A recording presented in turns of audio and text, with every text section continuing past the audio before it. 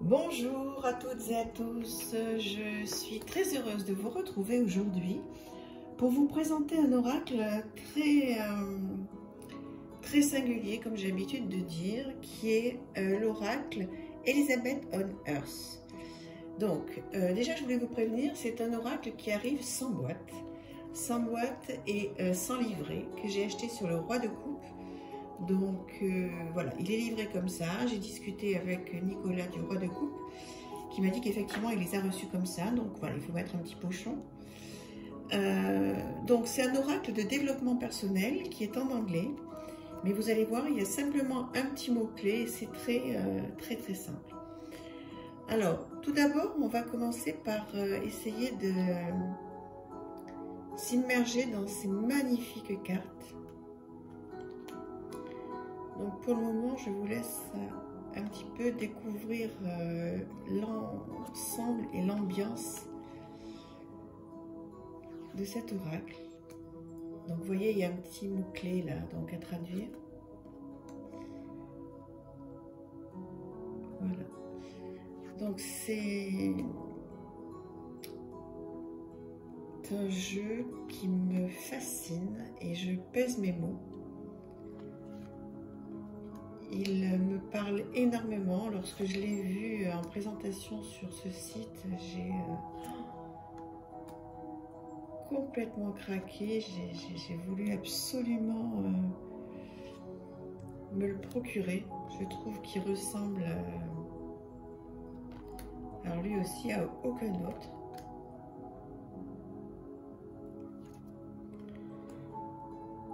J'avance pour que vous puissiez bien voir toutes les illustrations. Vous pourrez me dire ce que vous en pensez.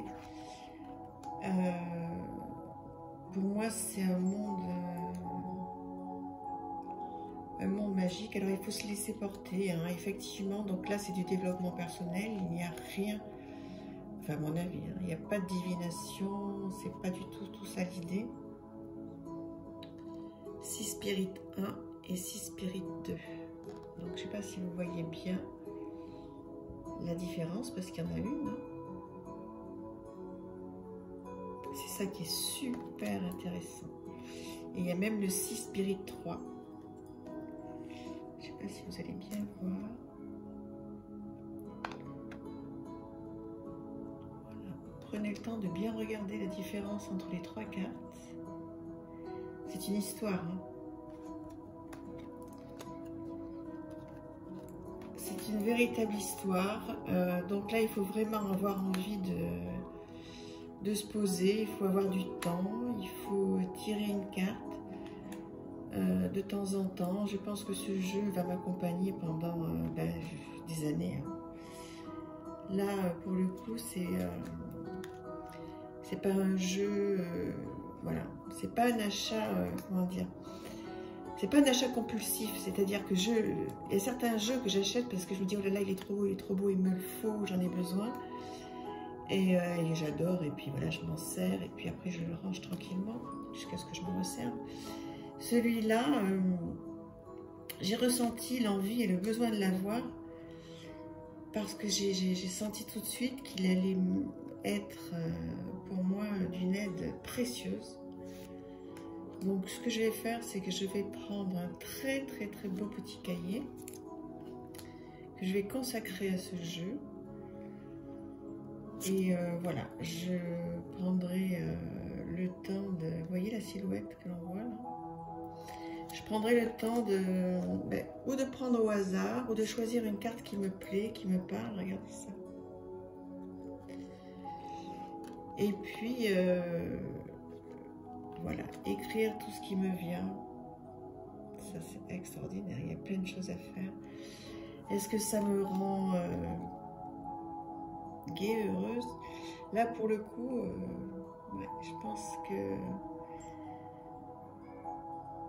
on peut se sentir un petit peu prise au piège, embêtée de ne pas pouvoir être totalement qui on est. Oui. Dites-moi ce que vous en pensez. Voilà, comme je vous disais, là, c'est du vrai travail personnel. Donc il faut avoir du temps, il faut avoir envie, être motivé. Mais bon, pour moi, c'est pas du travail tout ça. Hein. C'est tellement de bonheur. Alors après, je pense que celui-là, il risque de me bouger un peu. Hein, parce que, voilà, il est pas... alors certaines cartes sont légères, comme celle-ci par exemple. Pour moi, elle est très très gaie. Écoutez, listen.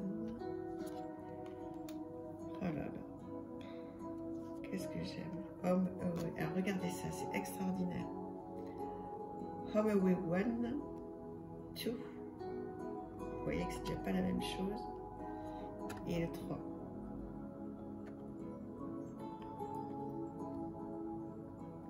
Donc ça, c'est une véritable histoire. Il faut prendre les 3. J'espère que vous voyez bien. Il faut prendre les 3. Il y a vraiment de très très très jolies choses. Je sais que donc Nicolas du Roi de Coupe m'a dit qu'il avait été énormément demandé ce jeu. Bon, en même temps, il n'est pas donné, hein, mais bon, une qualité incroyable.